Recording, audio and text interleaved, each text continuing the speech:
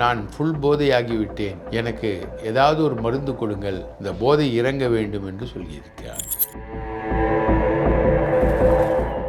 உயர் மட்டங்களில் போகக்கூடிய பார்ட்டிகளில் பலவிதமான கொக்கைனில் ஆரம்பித்து ஹெராயினிலிருந்து பலவிதமான போதைப் பொருட்கள் தமிழகத்தில் புழங்குகின்றன. பக்கத்தில் குடித்து கொண்டிருந்த ஒருவரை அடித்து உதைத்து அஜய் வாண்டையார், பிரசாத் மற்றும் தூண்டில் ராஜா ஆகியோர் கைதாகினார்.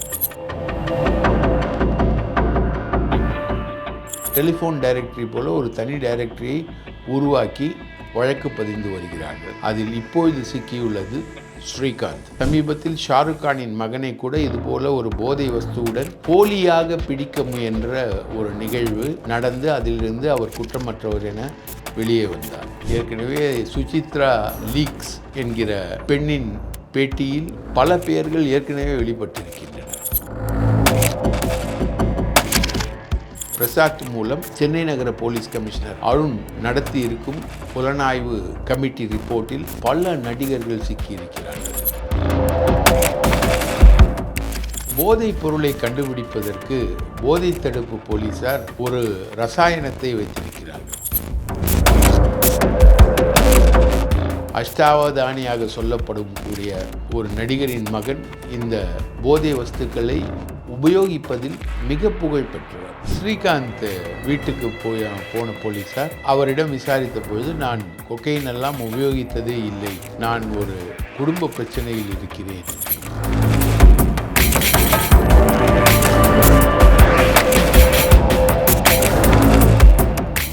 வணக்கம் நியூஸ் டைம் நேயர்களே, நான் தாமோதரன் பிரகாஷ். நான் ஒரு முக்கியமான சமாச்சாரத்தை சொல்வதற்காக உங்களிடம் வந்துள்ளேன். இந்த போதை கலாச்சாரம் என்பது தமிழகத்தில் மிகப்பெரிய அளவிற்கு ஊடுருவியுள்ளது. நீங்கள் நகர்ப்புற பகுதிகளில் சென்னையில் கஞ்சா கிடைக்காத இடமே இல்லை. உயர் மட்டங்களில் போகக்கூடிய பார்ட்டிகளில் பலவிதமான கொக்கைனில் ஆரம்பித்து ஹெராயினிலிருந்து பலவிதமான போதைப் பொருட்கள் தமிழகத்தில் புழங்குகின்றன. கொக்கைனுடைய 1 கிராம் விலை 12,000 ரூபாய். அதை ஹோல்சேல் டீலரிடம் நீங்கள் வாங்கினால் 7,000 ரூபாய். இப்படிப்பட்ட ஒரு ஹோல்சேல் டீலர் தான் இப்பொழுது போலீஸில் சிக்கியுள்ளார். அவரை விசாரித்த பொழுது கிடைத்த தகவல்கள் கேரள திரையுலகை கலக்கிய ஹேமா கமிட்டி ரிப்போர்ட் போல நீண்டு கொண்டே போகிறது. அவர் பெயர் பிரசாத்.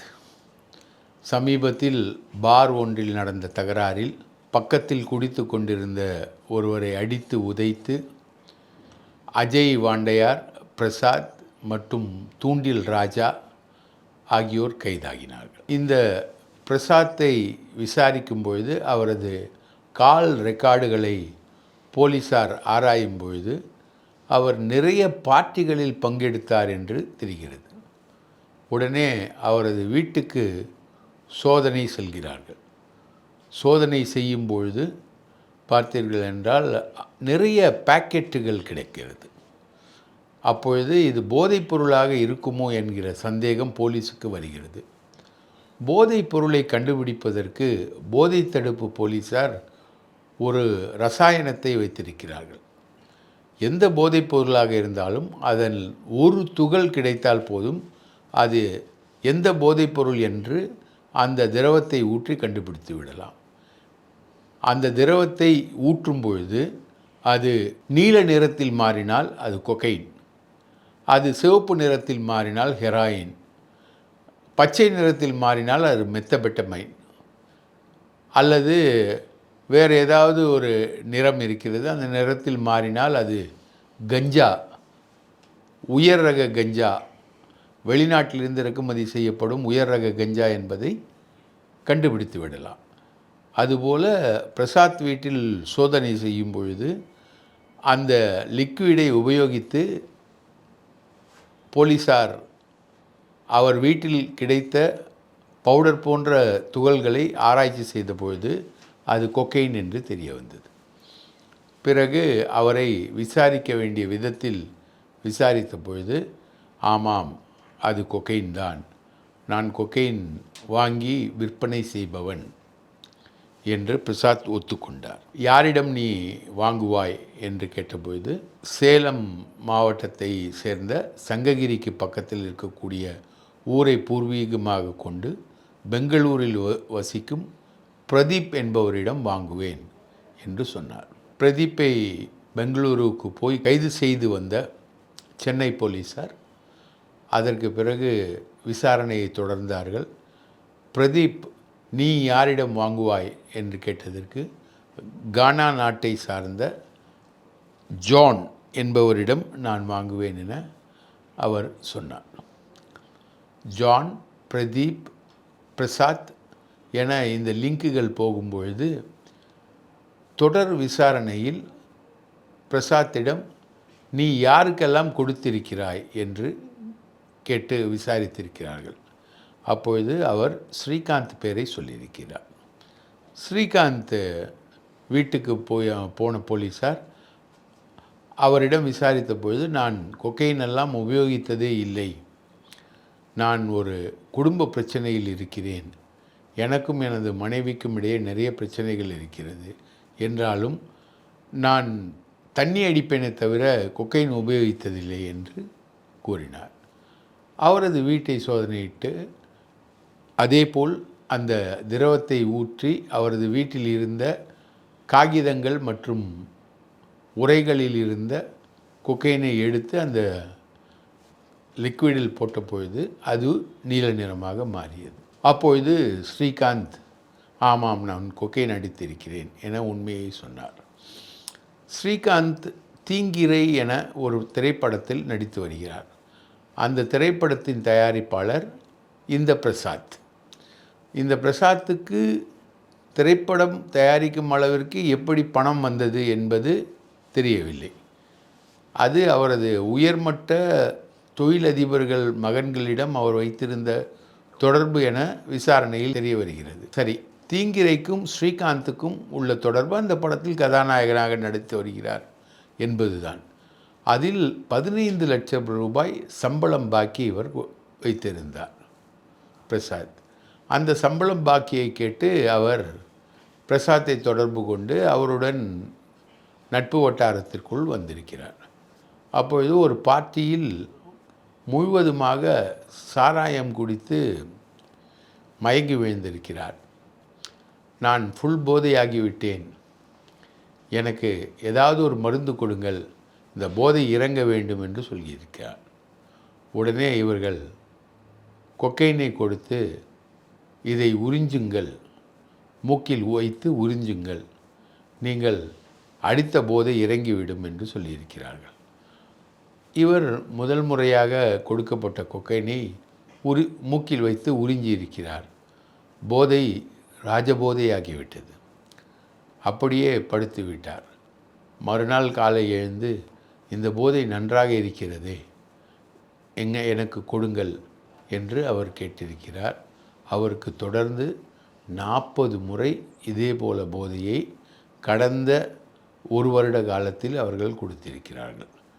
40 முறை அவர் சுமார் 7 லட்சம் ரூபாய்க்கு இந்த போதையை வாங்கியிருக்கிறார் என்று போலீஸார் சொல்கிறார்கள். இந்த போதைகள் எல்லாமே ராஜபோதை தான். இவர்கள் இலங்கை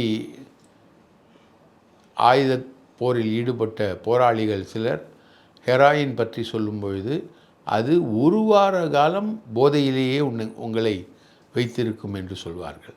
இவை எல்லாமே பாகிஸ்தான், ஆப்கானிஸ்தான் பகுதியில் விளையக்கூடிய செடிகளிலிருந்து, ஓபியம் செடிகளிலிருந்து பெறப்படக்கூடிய போதை. அங்கெல்லாம் இராணுவமும் இல்லை, போலீஸும் இல்லை, எந்த சட்டமும் இல்லை. அங்கு இந்த உற்பத்தி பெரிய அளவிற்கு நடைபெறுகிறது. அங்கிருந்து பஞ்சாப் வழியாக இந்தியாவிற்குள் நுழைகிறது. அப்படியே சர்வதேச மார்க்கெட்டுக்குள்ளும் நுழைகிறது. ஆப்பிரிக்க நாடுகள் வழியாக இது பெறப்படுகிறது. பெரும்பான்மையான ஆப்பிரிக்கர்கள் இந்த போதை மருந்து கடத்தலுடன் தொடர்புடையவர்களாகத்தான் இந்தியாவில் இருக்கிறார்கள். அதில் ஒருவர் தான் ஜான். இது தமிழ் திரையுலகை மட்டுமல்ல, மும்பை திரையுலகையும் இந்த போதை ஆக்கிரமித்து இருக்கிறது. மிகப்பெரிய அளவில் இதற்கு பலியாகாத ஆட்களே இல்லை. இந்த போதை உலகின் சாம்ராஜ்யம்தான் தாவூத் இப்ராஹிமின் சாம்ராஜ்யம் என்று சொல்லப்படுகிறது. சமீபத்தில் ஷாருக் கானின் மகனை கூட இதுபோல ஒரு போதை வஸ்துவுடன் போலியாக பிடிக்க முயன்ற ஒரு நிகழ்வு நடந்து அதிலிருந்து அவர் குற்றமற்றவர் என வெளியே வந்தார். ஆக இந்த போதை என்பது எல்லா மட்டத்திலும் இருக்கிறது. தமிழ் சினிமாவில் வீடு என்று சொல்கிறார்கள். வீடு என்றால் விதை என்ற அர்த்தம். விதை என்றால் அது கஞ்சா. மற்றபடி இருக்கக்கூடியவைகள் எல்லாமே போதை வஸ்துக்கள். இந்த போதை வஸ்துக்களை உபயோகிக்காத நடிகர்களே இல்லை. அஷ்டாவதானியாக சொல்லப்படும் கூடிய ஒரு நடிகரின் மகன் இந்த போதை வஸ்துக்களை உபயோகிப்பதில் மிக புகழ் பெற்றவர்.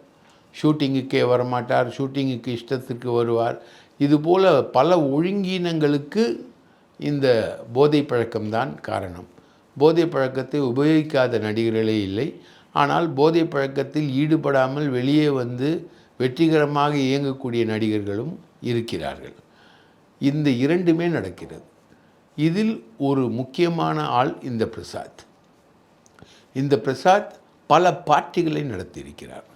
பல தொழிலதிபர்கள் அதில் பங்கெடுத்திருக்கிறார்கள். பல சினிமா நடிகர்கள் அதில் பங்கெடுத்திருக்கிறார்கள். ஸ்ரீகாந்தை தொடர்ந்து வேறு யார் இதை உபயோகப்படுத்துவார் என ஸ்ரீகாந்தை கேட்டபொழுது கிருஷ்ணா என்கிற ஒரு வில்லன் நடிகரை சொல்லியிருக்கிறார். அவர் இதை உபயோகப்படுத்துவார் என்று சொல்லியிருக்கிறார். கிருஷ்ணாவை தேடி போலீஸ் போனபொழுது கிருஷ்ணா தலைமறைவாயிருக்கிறார். இப்பொழுது போலீஸ் இவர்களது கால் ரெக்கார்டுகளை வைத்துக்கொண்டு பிரசாத் நடத்திய பார்ட்டிகளில் அல்லது பிரசாத் பங்கெடுத்த பார்ட்டிகளில் யார் யார் பங்கெடுத்தார்கள், அங்கு எந்த விதமான போதைப் பொருட்கள் உபயோகப்படுத்தப்பட்டன என ஒரு தனி டெலிஃபோன் டைரக்டரி போல ஒரு தனி டைரக்டரியை உருவாக்கி வழக்கு பதிந்து வருகிறார்கள். அதில் இப்பொழுது சிக்கியுள்ளது ஸ்ரீகாந்த் மற்றும் கிருஷ்ணா. நிறைய நடிகர்கள், ஆல்மோஸ்ட் ஆல் எல்லோரும் இதில் சிக்குவார்கள். அதிலிருந்து அவர்கள் தப்பிப்பதற்காக அதிகார மட்டங்களை, அவர்களுக்கு தெரிந்த அரசியல்வாதிகளை, ஆளுங்கட்சிக்கு நெருக்கமானவர்களை, ஆளுங்கட்சியோடு சினிமாவில் பயணிக்கக்கூடியவர்களை அவர்கள் கை கால்களில் விழுந்து எங்கள் பெயர் வந்துவிடக்கூடாது என்று இப்பொழுது பல நடிகர்கள் கெஞ்சி கொண்டிருக்கிறார்கள். எப்படி ஹேமா கமிட்டி வந்தவுடன் பல நடிகர்கள் அவர்கள் சிபிஎம்மோடு இணைந்த நடிகராக இருந்தாலும் சரி, மற்றவர்களாக இருந்தாலும் சரி, அனைவரது பெயரும் ஹேமா கமிட்டியில் வெளிப்பட்டது. அதுபோல பிரசாத் மூலம் சென்னை நகர போலீஸ் கமிஷனர் அருண் நடத்தி இருக்கும் புலனாய்வு கமிட்டி ரிப்போர்ட்டில் பல நடிகர்கள் சிக்கியிருக்கிறார்கள். தமிழ் திரையுலகில் இன்று இந்த போதை பற்றிய பேச்சுதான் மிகப்பெரிய பேச்சாக சுழன்று கொண்டிருக்கிறது. இதில் யார் இல்லை, யார் இருக்கிறார், யார் எப்படி சம்பந்தப்பட்டார், யார் எங்கு எதில் மாட்டினார் என்று தங்களுக்குள் விவாதித்து கொண்டிருக்கிறார்கள். இந்த விவாதம் நல்ல நிலையில் போய் நல்ல விஷயங்களில் போய் போதைப்பொருள் மார்க்கெட்டை, நெட்வொர்க்கை ஒரு கானா ஜானை பிடித்தது போல பல ஜான்கள் இதில் இருக்கிறார்கள். அந்த ஜான்கள் எல்லாம் மாட்டி தமிழகத்தில் போதை கலாச்சாரத்திற்கு ஒரு முடிவுரை ஏற்பட்டால் மிக்க மகிழ்ச்சி. இல்லை என்றால் அரசியல் ரீதியாக ஒருவேளை இப்பொழுது அவர்கள் தப்பினாலும் காலத்தின் ஓட்டம் பல உண்மைகளை வெளிக்கொண்டு வந்துவிடும். அந்த உண்மைகள் வெளிக்கொண்டு வரும் பொழுது மிக பெரிய நடிகர்கள் எல்லாம் சிக்குவார்கள். ஏற்கனவே சுசித்ரா லீக்ஸ் என்கிற பெண்ணின் பேட்டியில் பல பெயர்கள் ஏற்கனவே வெளிப்பட்டிருக்கின்றன. அதன் தொடர்ச்சியாக அப்பொழுது கதையாக இருந்த அந்த பெயர்கள் எல்லாம் இப்பொழுது நிஜமாகி இருக்கின்றன. நிஜமாகி இருக்கக்கூடிய இந்த பெயர்களில் ஒரு ஸ்ரீகாந்த், ஒரு கிருஷ்ணா மட்டுமல்ல, பல முக்கிய கதாபாத்திரங்களில் நடிக்கக்கூடிய நடிகர்கள் அனைவரும் இதில் சிக்கியிருக்கிறார்கள் என பரபரப்பாக போலீஸ் வட்டாரத்தில் சொல்லப்படுகிறது. நன்றி, வணக்கம்.